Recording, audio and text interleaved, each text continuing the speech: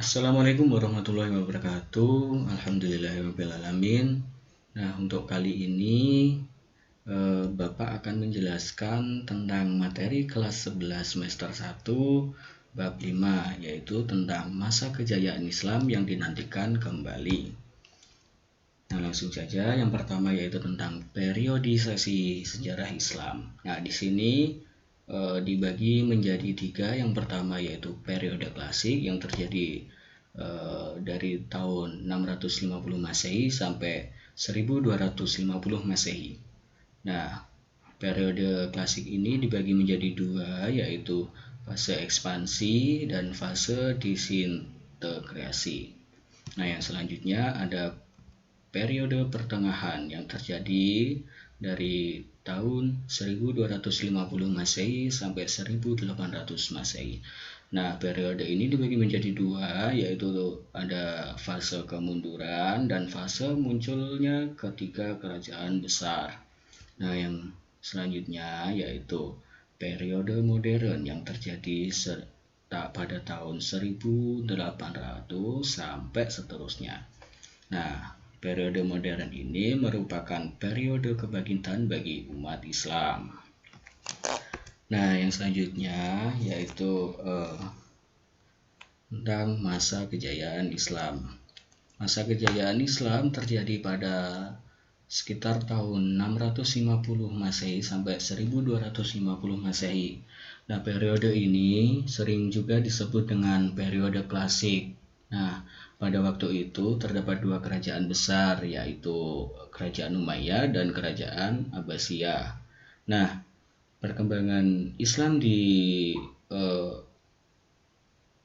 pada masa Bani Umayyah ditandai dengan meluasnya wilayah kekuasaan Islam, atau sering disebut juga dengan ekspansi wilayah.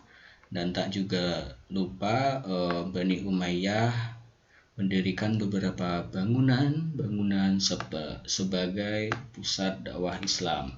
Nah, kemajuan Islam pada masa Bani Umayyah meliputi bidang politik, keagamaan, ekonomi, ilmu bangunan, arsitektur, sosial, dan bidang militer. Sementara perkembangan Islam pada masa Bani Abbasiyah ditandai dengan pesatnya perkembangan ilmu pengetahuan. Nah, kemajuan Islam pada masa di sini mungkin hampir mirip dengan Bani Umayyah, yaitu meliputi bidang bangunan, sosial, dan militer.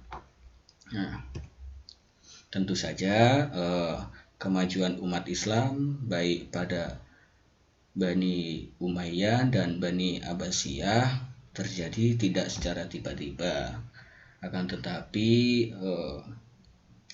disebabkan oleh beberapa faktor. Nah, faktor kemajuan umat Islam.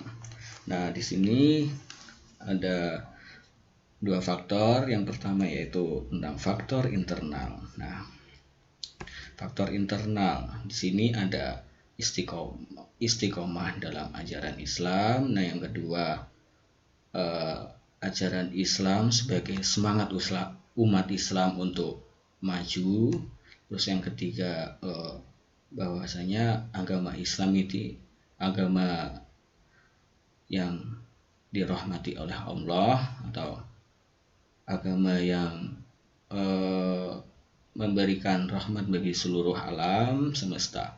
Dan yang keempat, ajaran Islam sebagai keseimbangan duniawi dan ukhrawi. Nah, yang selanjutnya yaitu tentang faktor eksternal.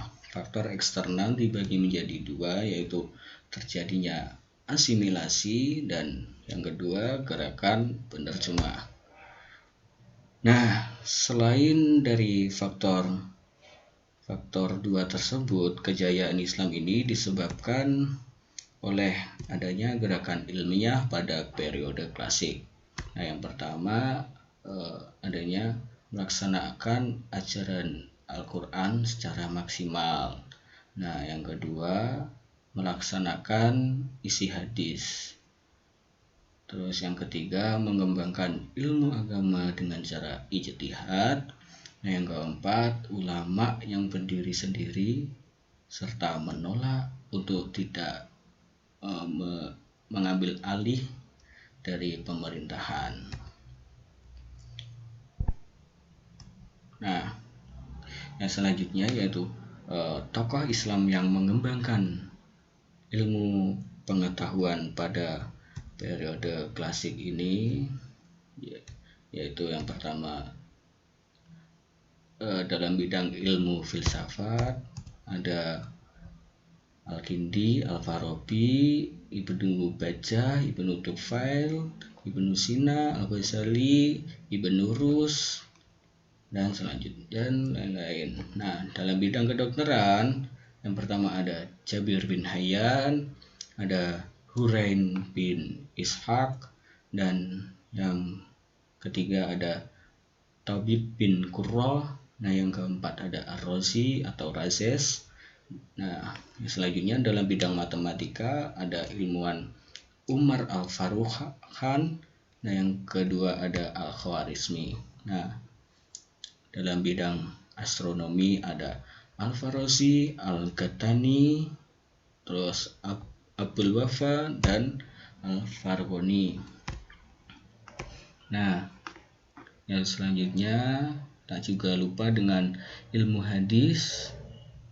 Ilmu hadis di sini ada beberapa ulama yaitu Imam Bukhari, Imam Muslim, Ibnu Majah, Abu Dawud, dan At-Tirmizi. Nah, yang selanjutnya yaitu ada ilmu tafsir Ibnu Jarir At-Tabari, ada Ibnu Atiyah Al-Andalusi. Nah, yang selanjutnya ada As-Suda, Muqatil bin Sulaiman, dan yang keempat ada Muhammad bin Ishaq, dan lain-lain. Nah, di sini dalam bidang seni ukir ada Badr dan Tarif.